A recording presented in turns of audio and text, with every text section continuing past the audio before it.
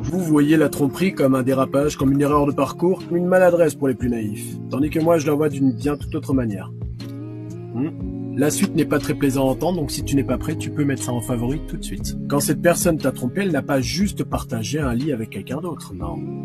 Elle a tout prémédité dans le moindre détail, et ce, dès le premier message échangé avec sa cible, elle savait exactement ce qu'elle faisait. Tiens, prends des forces, t'en auras bien besoin. Elle savait qu'il lui faudrait mentir, manipuler, cacher et jouer un double jeu et double rôle jusqu'au bout. Elle l'a fait délibérément, avec passion, excitation et presque avec ferveur. Le contact modifié sur son téléphone lorsque tu prenais ta douche. Les messages supprimés à la seconde même où ils étaient lus sur le pas de votre foyer, juste avant de te retrouver après une dure journée de travail. Le mode avion activé juste avant de dormir à tes côtés pour dormir avec un petit peu moins de culpabilité.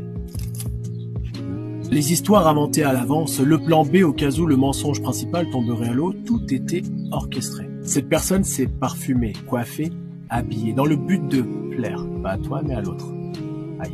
Tu dois certainement et sûrement te rappeler qu'à cette période-là, ton copain ou ta copine brillait plus que d'habitude. À la limite même de croire qu'à ce moment-là, les choses s'arrangeaient, non? Mais il n'en est rien. Pendant que tu préparais à manger avec amour, dans la pièce d'à côté, cette personne, elle, fantasmait déjà sur ce qu'elle allait vivre dans les jours ou dans les heures à venir. Désolé de te dire ça, mais elle n'était déjà plus avec toi dans sa tête. Sur le chemin de ce rendez-vous, elle pensait à tout, sauf à toi.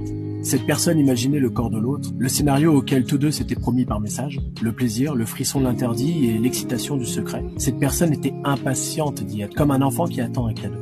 Toi, tu étais très loin d'exister dans ses pensées. Et si ça peut te rassurer, cette personne a pensé à toi. Une fois l'acte terminé, quand tout est redescendu, quand l'adrénaline s'est évaporée et qu'il fallait déjà tisser un nouveau mensonge, une nouvelle excuse face à 17 appels manqués. Aïe.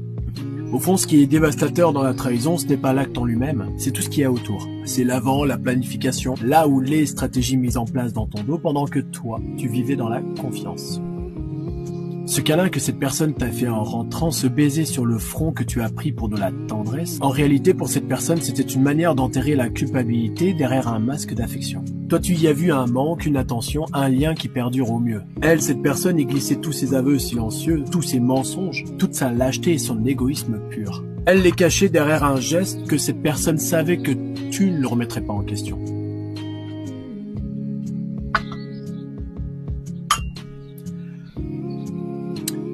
Bref, voilà pour moi ce que c'est la tromperie. Désolé.